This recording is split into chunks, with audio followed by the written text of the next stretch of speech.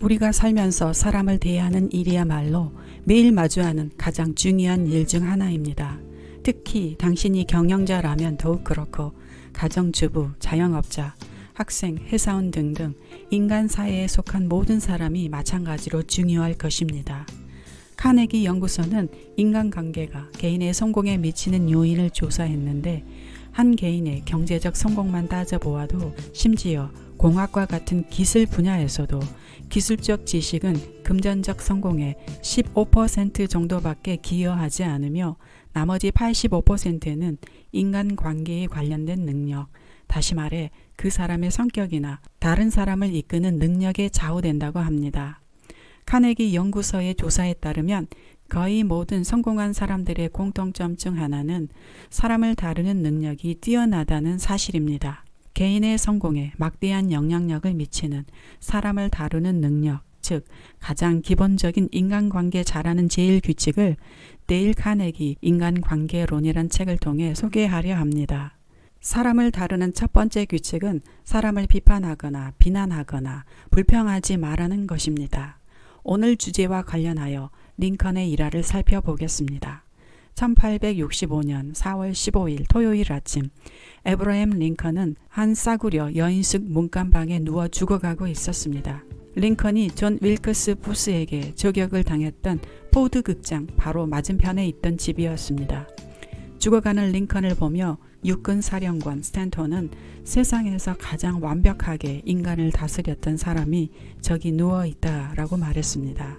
그렇습니다. 육군 사령관인 스탠톤이 링컨이 사람을 잘 다스리는 최고의 인물로 인정하는 발언입니다. 그렇다면 링컨이 사람을 잘 다루는 데 성공했던 비결은 무엇이었을까요? 링컨의 성공 비결을 말하기 전에 링컨은 타인에 대한 비판을 좋아했을까요? 대답은 예입니다. 젊은 시절 인디애나주 피전 크릭 밸리에 살 때 그는 비판은 물론이고 다른 사람들을 조롱하는 편지나 시를 써서 그 사람들이 발견할 만한 곳에다 떨어뜨려 놓곤 했습니다. 이 편지 중 하나가 링컨이 평생 잊지 못할 사건을 불러일으켰습니다. 뿐만 아니라 일리노이주 스프링필드에서 변호사가 된 다음에도 링컨은 자신에게 반대하는 사람들에게 공개 편지를 써서 신문에 내는 식으로 공격을 퍼부었습니다. 하지만 딱 한 번은 조금 지나쳤던 것 같습니다. 1842년 가을 그는 제임스 슐즈라는 허영으로 가득 차고 호전적인 아일랜드 출신 정치인을 조롱했습니다.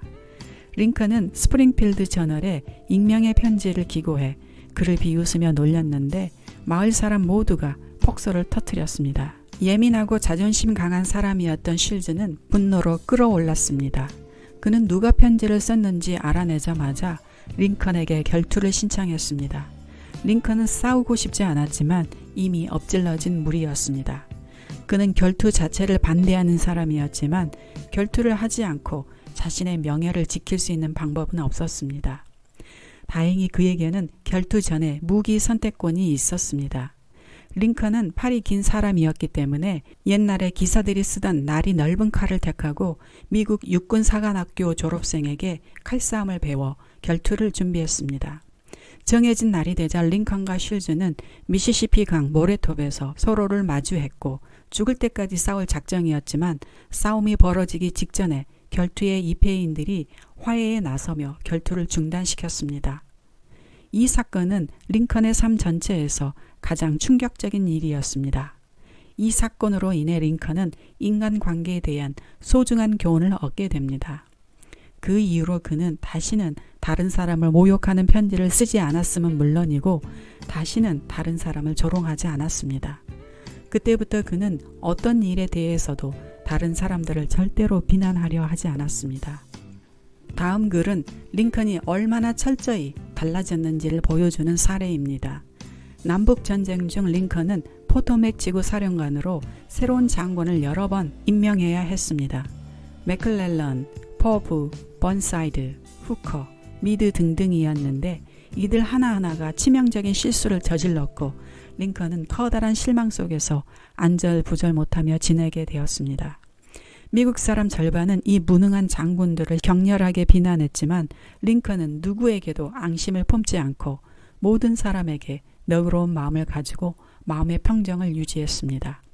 그가 좋아하는 말은 비판을 받지 아니하려거든 비판하지 말라였습니다. 자신의 부인들과 다른 사람들이 남부 사람들에 대해 심한 말을 할 때에도 링컨은 그들을 비난하지 마시오. 그들의 입장이었다면 우리도 그랬을 테니까 라고 응수했습니다. 카네기는 그의 저서에서 비난하는 것에 대해 이렇게 말하고 있습니다. 비난은 아무런 쓸모가 없다. 사람들을 방어적으로 만들고 스스로를 정당하도록 만들기 때문이다. 비난은 위험하다. 사람들이 소중히 여기는 자부심에 상처를 입히고 자존심을 훼손하며 적개심을 불러일으키기 때문이다.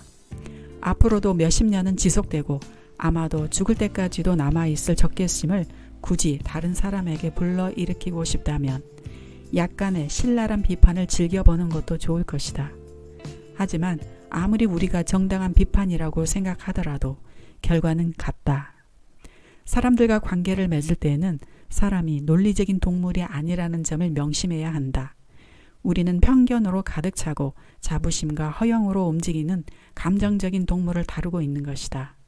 영국의 대문호 세무엘 존스는 다음과 같이 말했습니다. 하나님도 심판의 날이 오기까지는 인간을 심판하지 않으시겠다고 하셨다.